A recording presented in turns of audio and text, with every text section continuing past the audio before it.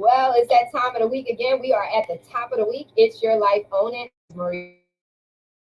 And I am your host, and I'm so excited to have with me today the Own It family, the team of contributing writers, and they are business owners in their own right. They're advocating for a cause, and our purpose on It's Your Life, Own It is to focus on self-awareness, which should, when we love ourselves, lead to self-development. And self-development, as we get to know ourselves, we get to make that direct connection with ourselves. We begin to enter into a place of self-mastery, not about being perfect, but learning how to navigate those challenges, whether they're ups, they're downs, they're ins, they're outs. What makes you, what triggers you, what makes you tick, what ticks you off, and all that other good stuff in between. And so that's what It's Your Life Own It is all about. And I have taken center stage with me this morning is Nathaniel X. Ross, Jeff E. Berger, Dr. Stephanie E. Reed, and Jacqueline Lulu Brown. Oh my God. I can't wait till we have a full studio and I can come out jamming like I used to. I music. Work that thing. Work that thing. So, guys, welcome. It's the top of the week. And yes, I'm full of energy like every other day of the week. And I want that energy to be transferable to you. We want you to start your week off right, start it off strong, to take on this world and all it has to offer you. So, guys, we've been talking. It's June. We're looking at men. Our focus is on men, how they're doing out there in the world. And so I'm them on the spot. I'm going to start with Jeffrey. Jeffrey, you were out traveling the world last week, so you weren't with us. Can you share a little bit about where you went and also share your heart about, men and what's going on with them these days? Sure. Thanks, Marissa. I missed you all last week. Yes, I was in Istanbul, Turkey. I was actually there for a business event, a franchise summit. It's a first global franchise summit with regards to the real estate fractional ownership company that I am a global ambassador to. And it was very, very exciting. Loved the city, the the Asian side as well as the European side, which I didn't know that there were two sides, and got to visit both. But it was a couple of days. It was fast, quick. Traveling there was like, oh my gosh, but that's all part of the journey, if you will. Yeah. So in regards to men's health and men's awareness, we just left May, which is Mental Health Awareness Month, and now we're into June and celebrating Father's Day and men's awareness. And, I think that just a little bit about my story growing up, I grew up in the 50s, 60s, 70s, and men were taught to, men don't cry. Well, you know what? Real men do cry.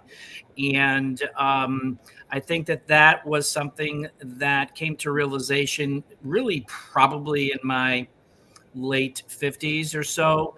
And growing up, trying to be strong, being the foundation of a household, or even for yourself, doing things by yourself and taking ownership and expecting to know everything, when the reality is we don't know everything. Men and or women, we don't know everything. And what I've learned is that through the years, it's really good to get a mentor, to get a coach, or connect with a community that is of support to whatever you're going through.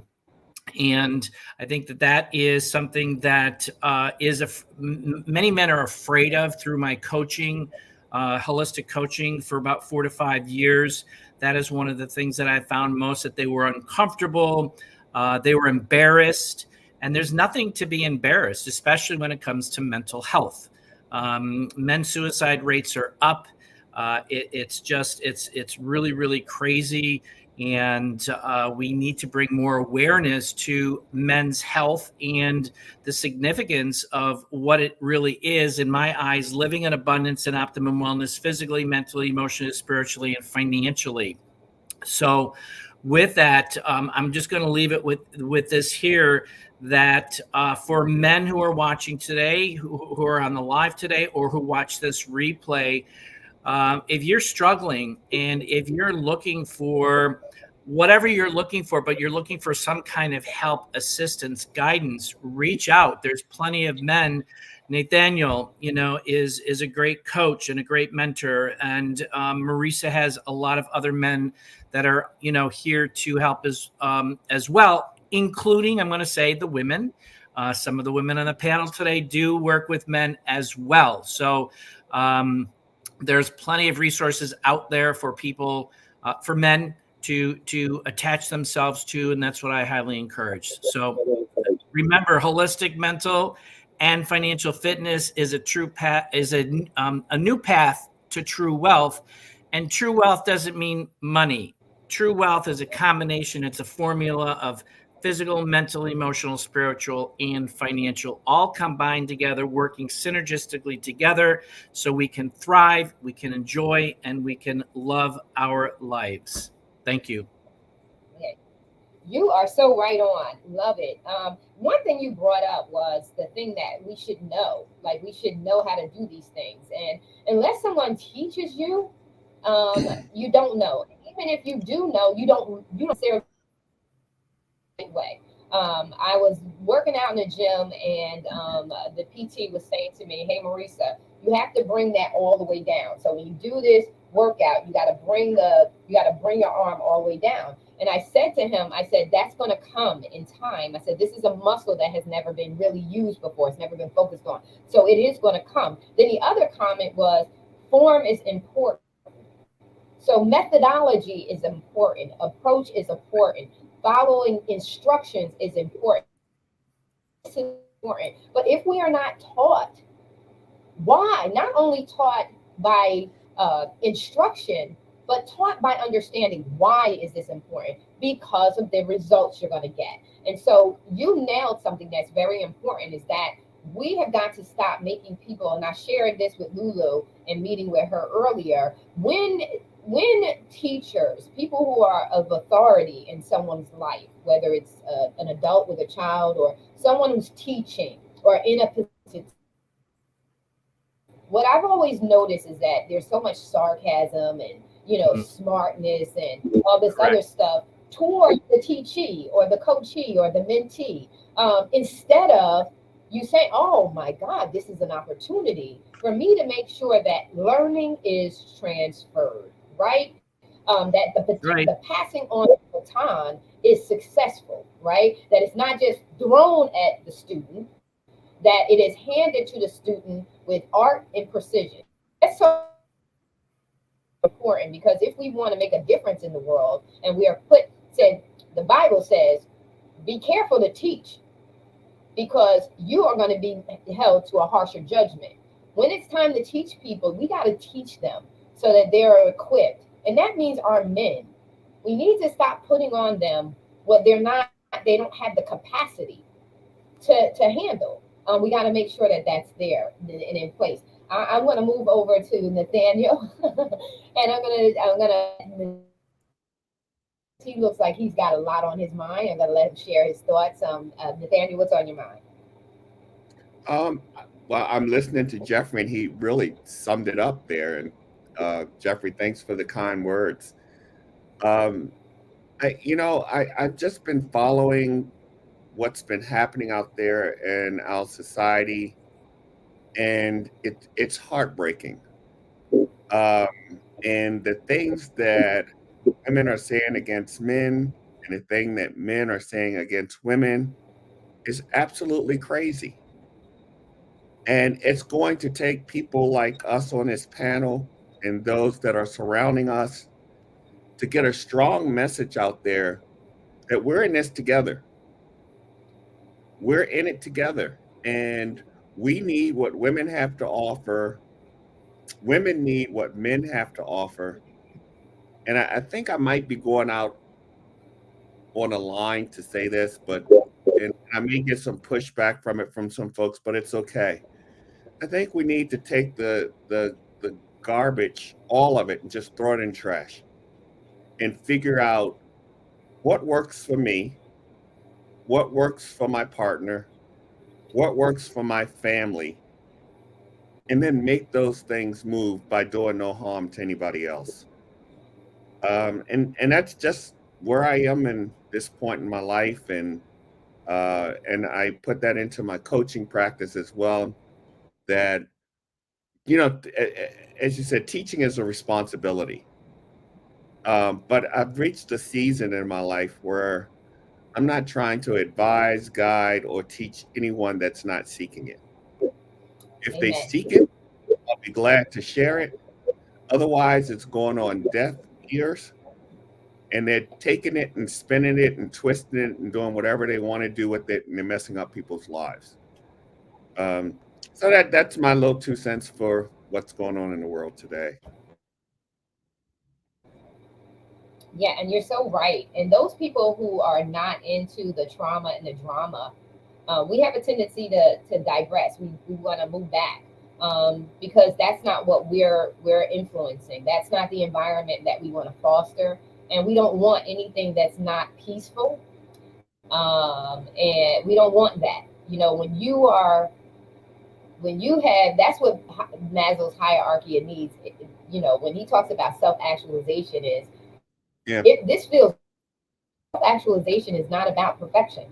It's about being in a place of contentment. You're happy, and it's not settling. It's actually a quality. It's a very good quality. So much so that Maslow argues that it feels so good you want to reach back down and help others to come up and self actualize as well, to see this. And you don't want your peace interrupted.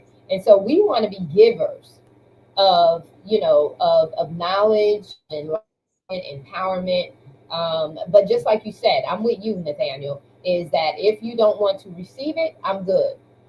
I'm like my daddy. He's sovereign. Whosoever will, let them come. You said we need each other, and the Bible is very clear in saying that two are better than one, right? Two are better than one, and it says, "Woe to him who is alone, for when he falls, there's no one there to pick him up." Right? Then the Bible says, "I, He says, I'm going to make you a helpmate." So we do have roles. We are designed in a specific way. Women are designed to help. We are designed to help. That's why we always when we're here to offer our help. We're here to serve.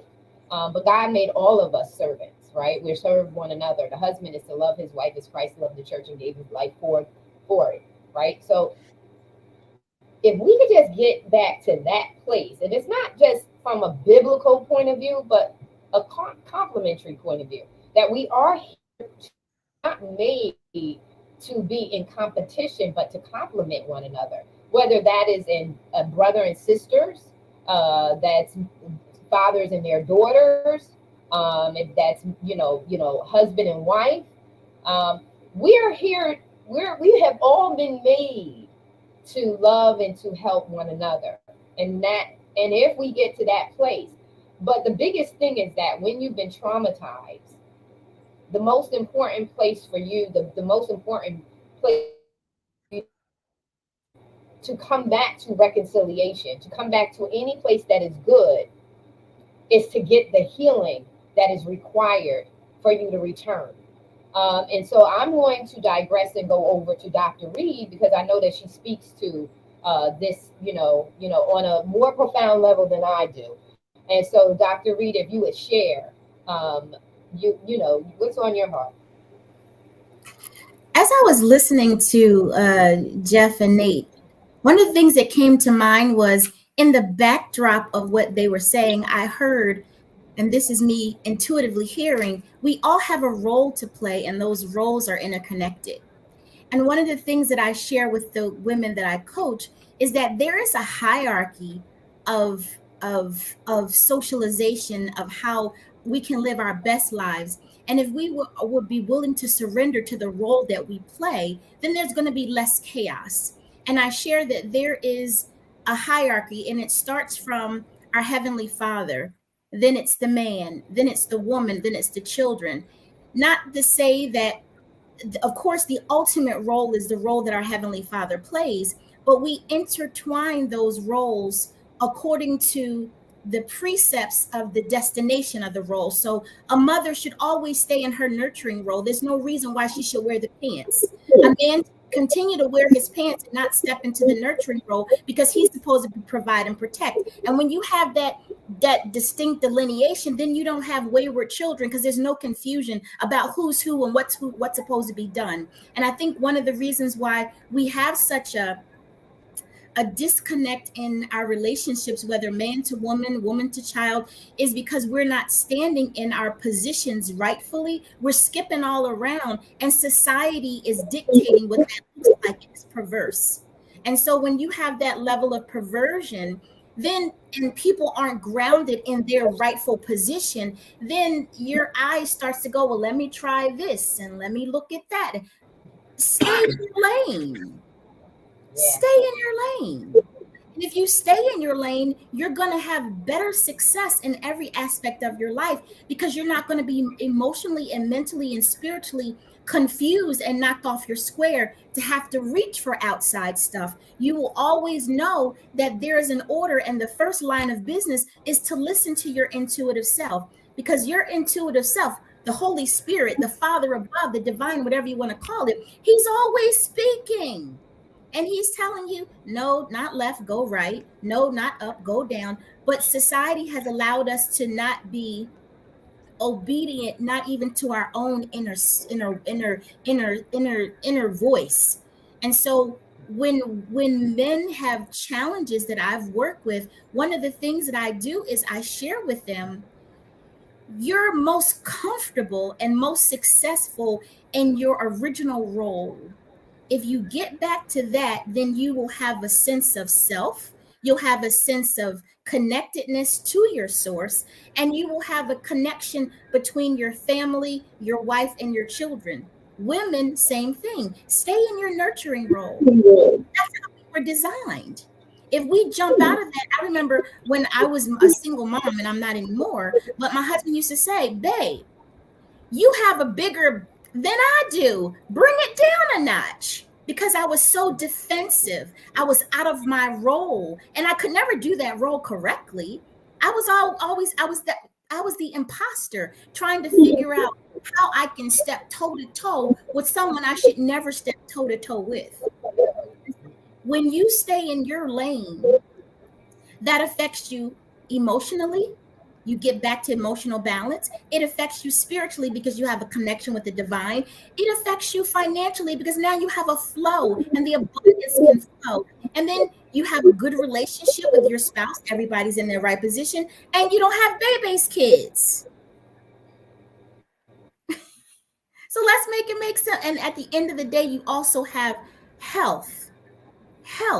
You have emotional, spiritual, psychological health, and you also can acquire wisdom that way, learning how to pull from your experiences and extract the wisdom and leave the pain. Stay in your lane, people. Learn to embrace and feel good about how God made you. You don't need to step out of your role in order to be validated. You are most validated in your feminine role or your feminine role as you listen to the voice of God. Yeah, that's so good. And I want people to understand, I'm crazy for Jesus, but even if you're not crazy for Jesus, just you gotta, whatever it is that you believe, you gotta believe it. You gotta study that thing out and believe it with your whole heart. If you gotta look at that doctrine and say, this is me. For me, it's Christianity. I am crazy for Jesus. I know what God is. I know my relationship with him because it's my relationship with him. I talk to him all day. I talk to him all day about everything, and I'm always asking him, check. I want to go back to what you said, and I'm so thankful that in my 20s, I don't know what it was. I don't know how it happened, but I just didn't succumb to the feminist movement in the sense where I gave up who I was as a woman. My mom passed away, and I knew she was really my substitute spouse. We call that a substitute spouse when we got to lean on someone outside of the marriage showing up the way that the spouse should be showing up. So my mom was always there, that if my kids got sick or anything happened to them, I worked corporate, and that was before they had the Family Leave Act.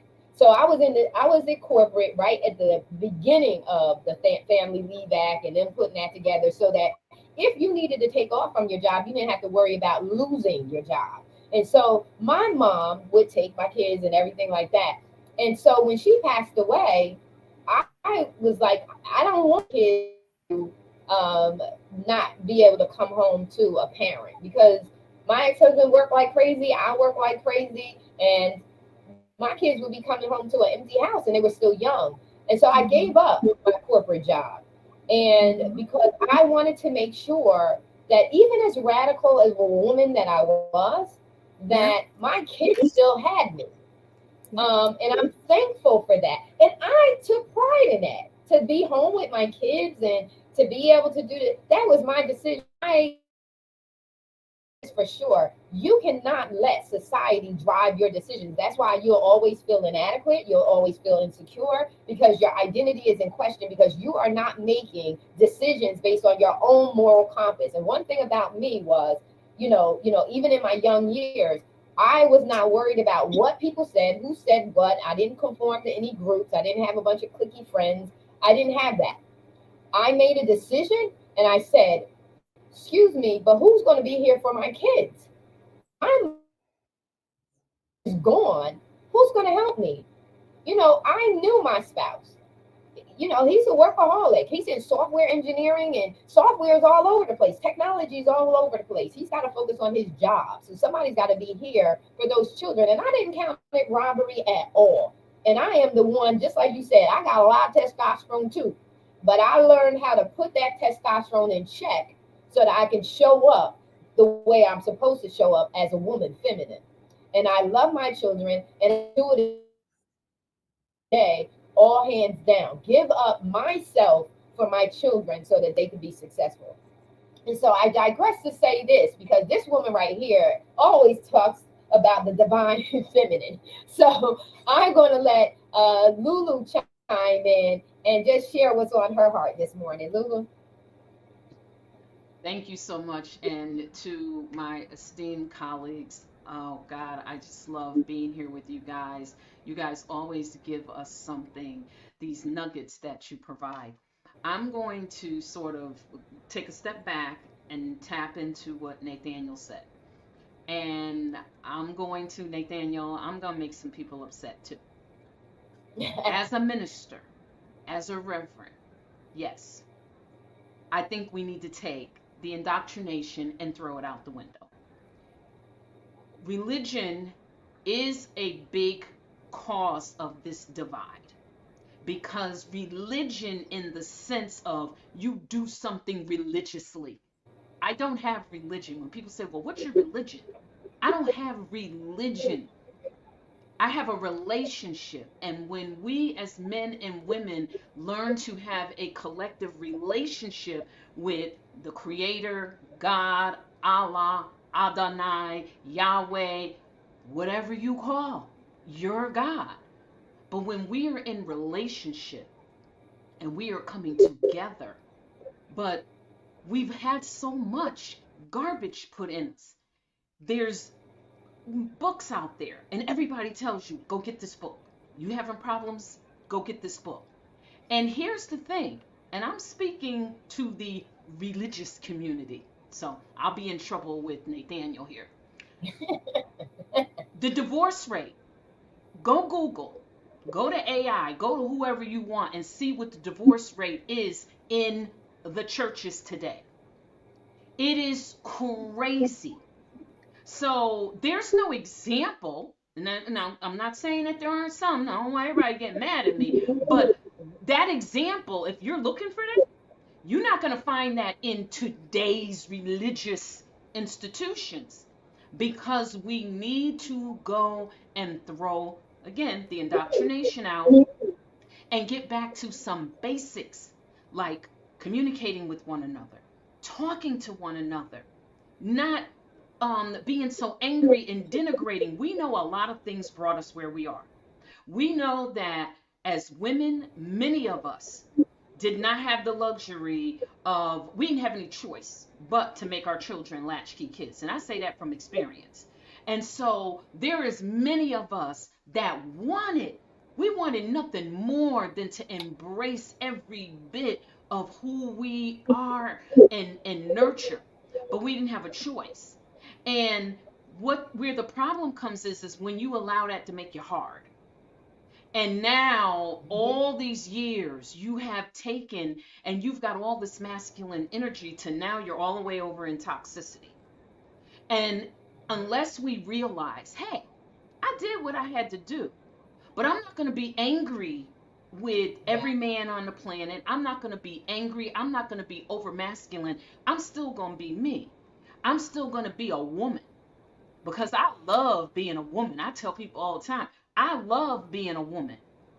I just want to be a woman that is mutually respected, that I'm going to give mutual respect, and we're going to come together and we are going to, as Nathaniel said, define our own, call it process, principles, book of rules, whatever you want to call it. But we're going to define our lives for ourselves. that's And it. if my husband's going to be a stay at home mom because I happen to have, I'm making it up, I happen to have the law degree. And we know that lawyers have put in a lot of hours. So maybe that means that my husband is the stay at home mom. It doesn't make me any less of a woman because guess what? When I do get home, I can go into that nurturing mode. I don't have to bring the masculine courtroom with me home and come into the house like a whirlwind. And now I just brought all of that garbage. It's That's it. really understanding how to separate these. And I'm going to wrap with this last thing here. I had someone ask me, I have a retreat coming up in November, and it's to celebrate women that go through the Ascend Her Academy. And they said, what made you invite tell them they can bring their spouses? What made you do this thing for two?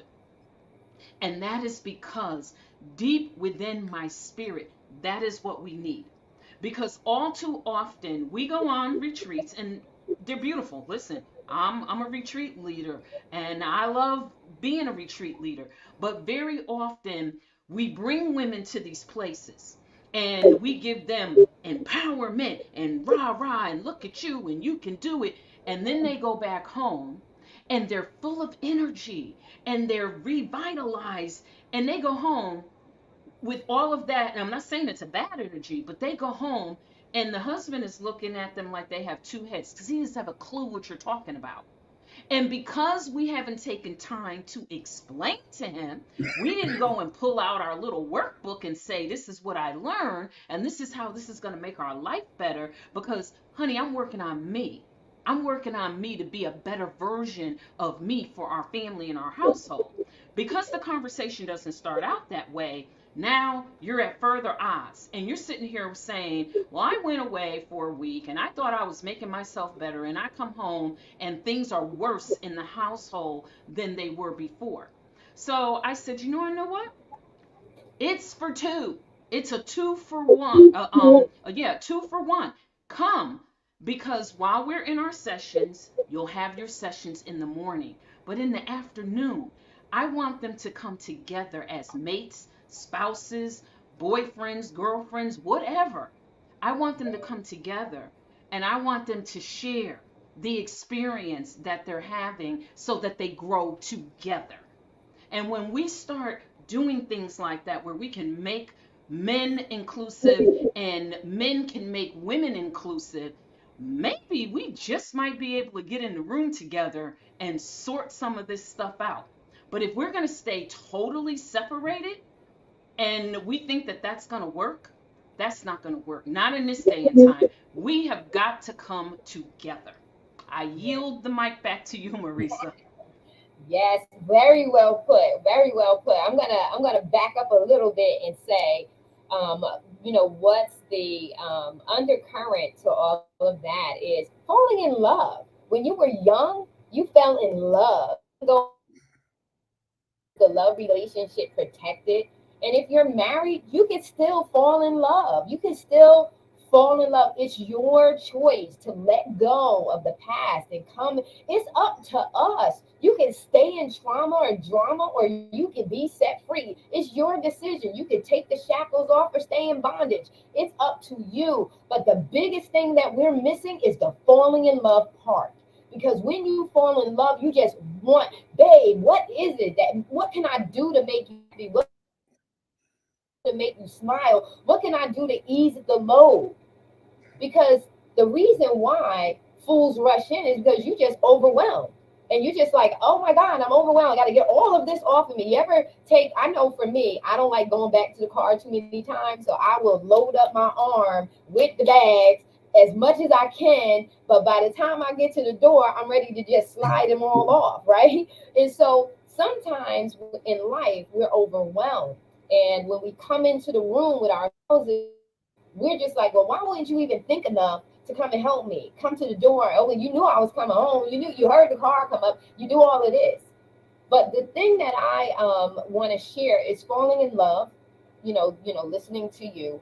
And then also too, knowing how to navigate. So, you say, I'm an attorney, or, I know how to leave the courtroom back there, all of that is, that's why it's so important to know thyself, right?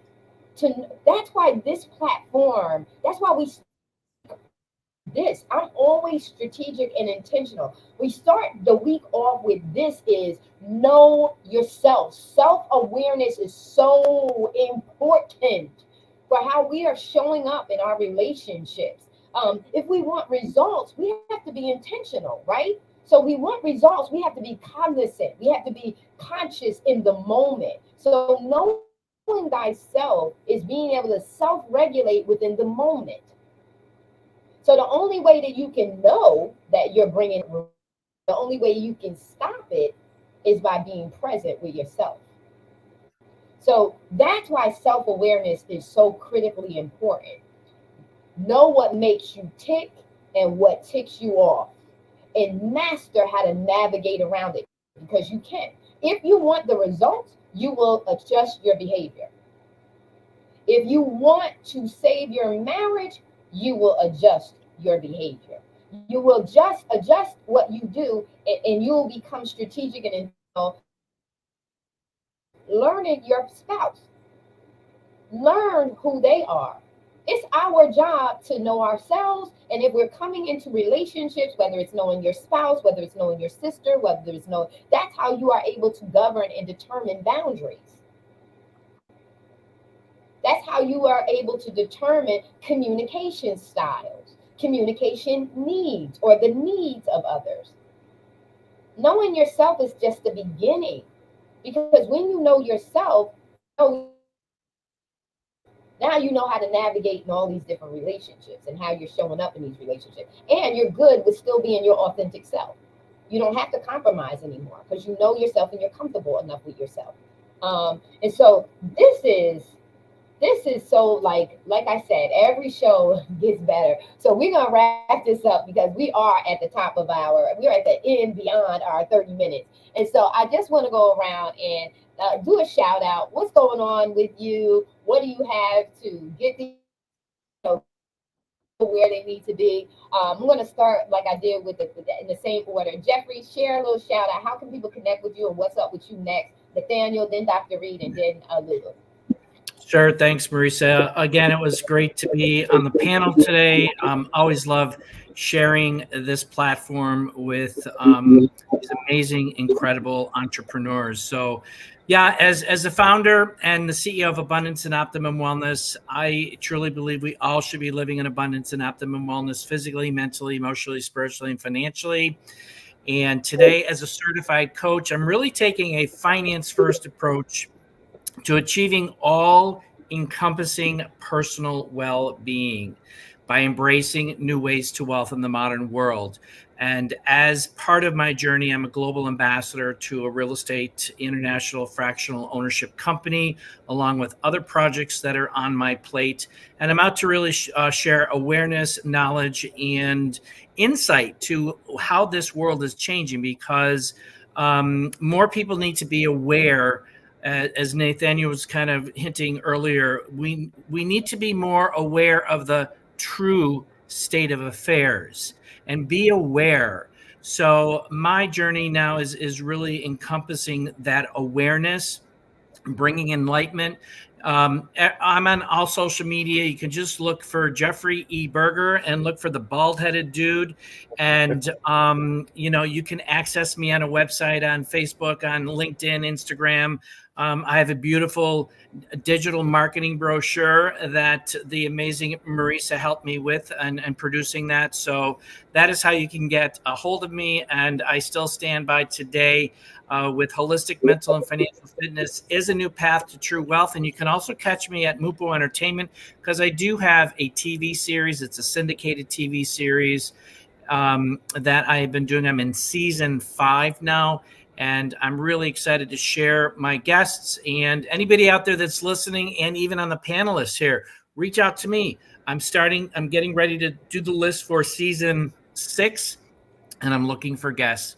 So thanks very much, Marissa. And there you have it. Have a blessed day. All right. Thank you, Jeffrey. Okay. Well, people can reach me at nathaniel.ross@abundancelegacy.org, which is my nonprofit.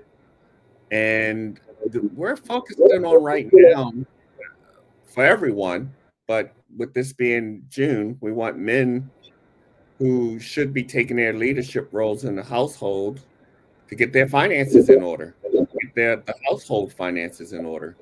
So we're doing a financial boot camp starting in July, and it's going to run for 3 months, starting the first Thursday of July, running for 2 hours from 7 p.m. to 9 p.m.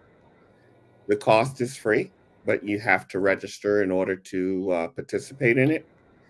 And we teach people how to get debt free. We teach people how to live within their means and how to invest for strategic financial stability and for wealth. So hopefully, people will reach out, and we'll be happy to work with you to help turn those finances around. Awesome, awesome, awesome. Dr. Reed. Wow, this has been an awesome session. That's like every other session, and so I will make it short and sweet. You guys have seen me several times. I am on the cover of 3 magazines from last month. You can find me by just Googling me, Dr. Stephanie Reed, or Your Healing Place. I'm the champion for women over 40 to unclock their creative purpose. And so I'm wearing my gear to represent that movement. And basically, what I'm saying is, women over 40, you have a voice beyond what you created with your womb.